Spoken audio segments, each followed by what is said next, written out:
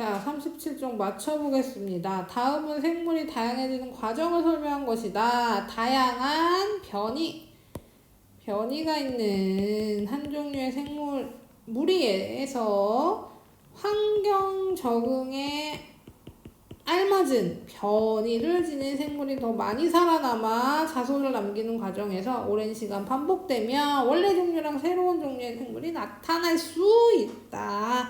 이렇게 정리하시면 되겠어요. 6번. 새로운 종류가 나타나는 과정을 순서 없이 나타냈으니까 똑바로 해보래요. 일단 다양한 변이가 첫 번째입니다. 그러니까 모양과 크기 변이가 있는 한 종류의 생물이 있었다. 이것이 첫 번째. 근데 뭐 했대요? 크고 딱딱한 씨앗이 많은 섬에서 유리했대요. 그래서 그 크고 단단한 부리가 나은 건데 새로운 종류의 새가 되었다. 이렇게 정리하면 되겠습니다. 나가다. 자, A에서 F까지 해당하는 분류 단계 쓰래요. 종이 나와 있으니까 종 빼고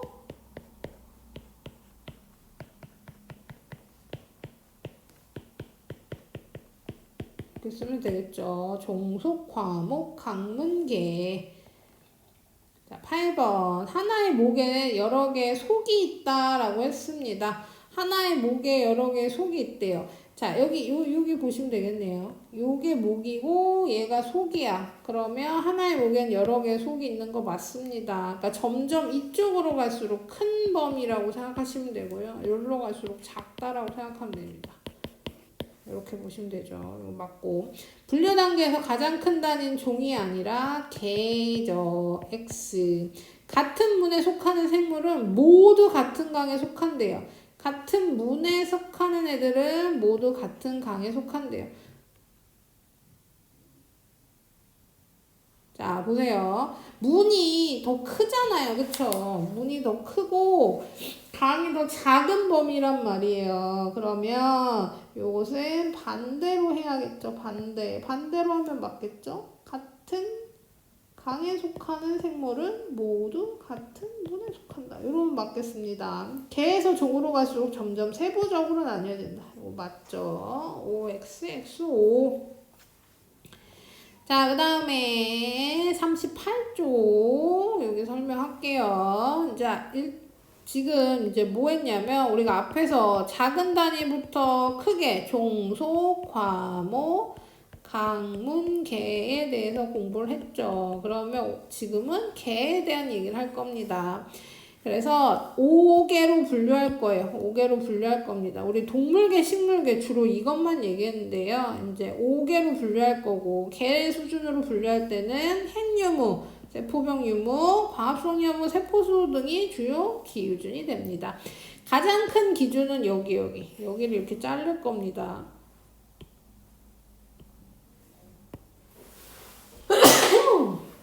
여기를 이렇게 분류해. 요게 뭐냐면 핵이 있냐 없냐로 분류하는 거야. 원핵 생물계만 핵이 없어요. 요것도 보다 보면 좀 헷갈릴 수도 있는데요. 핵이 없는 게 원핵 생물계입니다. 자, 몸이 한 개의 세포로 이루어져 있고 여러 개의 세포가 모여 하나의 덩어리로 이루기도 한다라고 했는데요. 요거는 다세포랑은 좀 다른 개념이에요. 우리 몸도 세포로 이루어져 있고 여러 개의 세포가 모이긴 하는데 하나의 덩어리라는 건 그냥 붙어 있다는 얘기예요. 세포가 이렇게 다닥다닥 붙어서 산다는 거지 얘가 뭘 이룬다는 건 아닙니다. 그래서 포도처럼 붙어 있는 게 포도상규균이에요. 이런 식으로 붙어 있다. 세포에 세포벽 있습니다. 대부분 광합성 안 하지만 염주말처럼 광합성을 하여 스스로 양분을 만드는 것도 있습니다.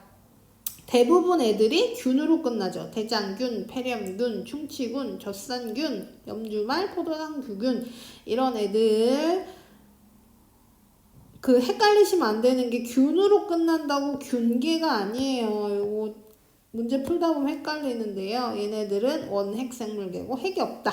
기억하시면 되고, 나머진 다 핵이 있어요. 얘네 셋은 핵이 있고, 분류 기준은 보시면 일단 균계가 왜 이름이 균계냐, 균이 아닌데 왜 균계냐면 요것 때문입니다. 균사로 이루어져 있는 게 균계예요. 그래서 버섯이 가장 대표적인 균계죠. 그래서 버섯 먹어보시면 알겠지만 버섯이 살짝 잘 찢어져요. 갈라지죠. 왜냐면 균사로 이루어져 있기 때문에 잘 찢어지고, 그 다음에 그 씨가 없어요. 포자라고 하죠. 포자가 날려서 여기 요 주름 부분에 포자가 날려서 번식하죠. 그래서 과합성도 안 하고 운동성도 없습니다. 운동성도 없고 과합성도 안 해. 근데 어떻게 양분을 만들어? 죽은 생물을 분해해 양분을 얻습니다. 그래서 어딘가에 붙어 살죠. 그 버섯이든 곰팡이든 어딘가에 붙어서 살게 됩니다. 양분을 빼앗으면서 얻는다고 생각하시면 되겠죠. 그래서 느타리 버섯, 표고 버섯, 곰팡이 종류, 효모 이런 애들이 균계입니다. 포자 얘기를 했는데요. 포자가 되게 안 좋은 환경에서도 오래 버틸 수 있는 단단한 막을 가졌어요. 그래서 막 이상한 데서도 생기는 겁니다. 우리 뭐 그런 얘기 들어봤을 거예요. 침대 아래쪽에서 막 버섯이 자란다거나 뭐 이런 거. 왜냐하면 붙어 있는 거야. 나무에 붙어서 존재하고 있다가 어둡고 축축한 포자가 생기기 좋은 환경이 되면 갑자기 막 침대 밑에서 자란다거나 창틀 같은 데서 막 자란다거나 이렇게 되는 거죠. 그래서 이런 게 균계입니다. 대표적인 균계. 자, 식물계, 동물계는 어떻게 분류하냐면요. 기본적으로 우리가 기본 상식으로 분류하는 그 기준이라고 생각하면 돼요. 식물계는 과합성을 하고 운동성이 없고 대부분 육지에서 생활한다. 그 다음에 기관이 발달되어 있다. 우리 뿌리, 줄기, 잎 이런 기관이 발달되어 있는 게 식물계. 포인트는 과합성이죠. 과합성. 동물계 포인트는 운동성입니다. 움직일 수 있는 거. 위치가 달라지는 거 얘기하는 거예요. 식물도 움직일 수 있죠. 그러니까 뭐 잎이 왔다 갔다 한다거나 뭐 해 쪽으로 단다거나 아니면 오므라들었다가 펴졌다가 한다거나 이런 건 할 수 있지만 위치 이동이 안 되죠. 위치 이동. 스스로 위치 이동이 안 되는 게 식물이라고 보시면 됩니다. 동물은 운동성이 있고 다른 생물의 먹이 삼아 양분을 얻는다. 식물은 과합성하고 얘는 다른 생물을 먹이로 삼고 운동성이 있고 운동성이 없고 이런 게 기준이고요.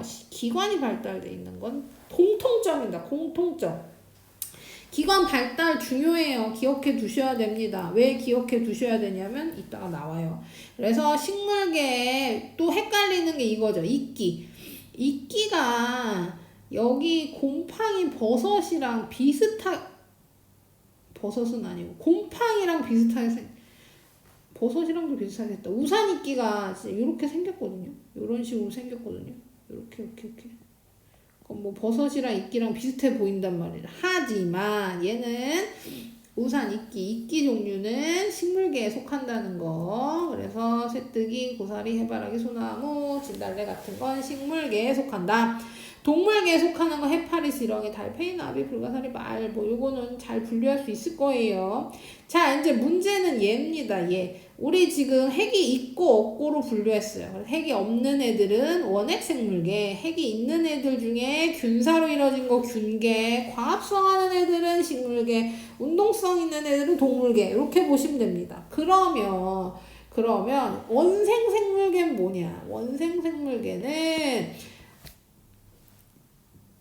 어디에도 속하지 않는 애라고 생각하시면 됩니다. 핵이 있는 세포인데 그 중에 균계도 아니고 식물계도 아니고 동물계에도 속하지 않는 생물물이라고 생각하면 되고요. 특징은 단세포가 대부분이지만 다세포도 있어. 그러니까 이거는 구별이 안 되죠. 포인트는 얘입니다. 기관이 발달해 있지 않아요.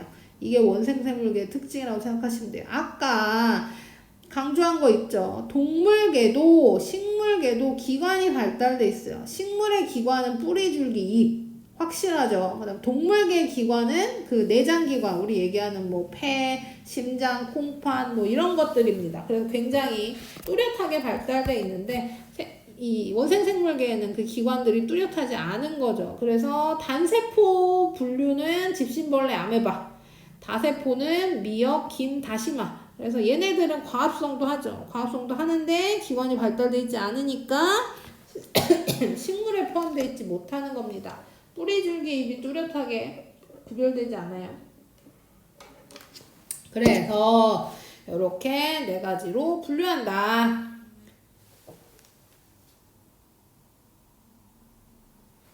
자, 그래서 그렇게 기억하시면 되고, 여기 정리하면 핵 있냐 없냐로 원핵 생물계 분리하고요. 없는 걸로. 그 다음 이 나머지 중에 식물계 과합성하고 균계 균사로 이루어져 있고, 동물계는 운동성이 있고, 원생생물계는 여기 포함되지 않은 기관이 발달해 있지 않는 생물은 여기 원생생물계로 들어간다. 이렇게 생각하시면 되겠습니다. 그럼 39조 푸시면 돼요. 39조 푸세요.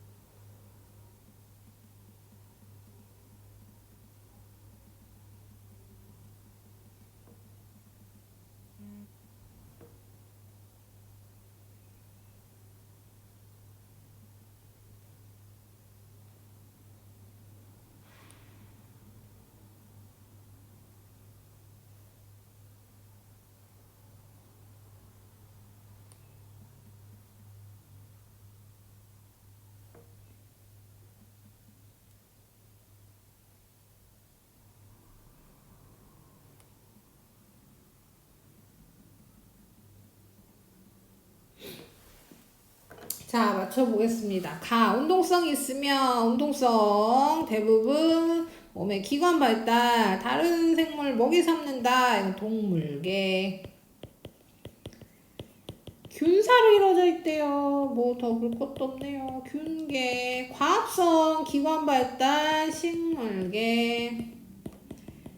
핵이 없고 세포벽이 있어요. 핵 없으면 원핵 생물계. 핵이 있는데 어디에도 속하지 않는데요. 원생 생물계. 이렇게 분류해 주시면 되겠습니다. 다음에 선 연결할게요. 나비, 불가사리, 해파리. 동물계죠잉. 아메바, 미역, 집신벌레. 아메바, 미역, 집신벌레. 미역은 과합성하고 아메바, 집신벌레는 단세포죠.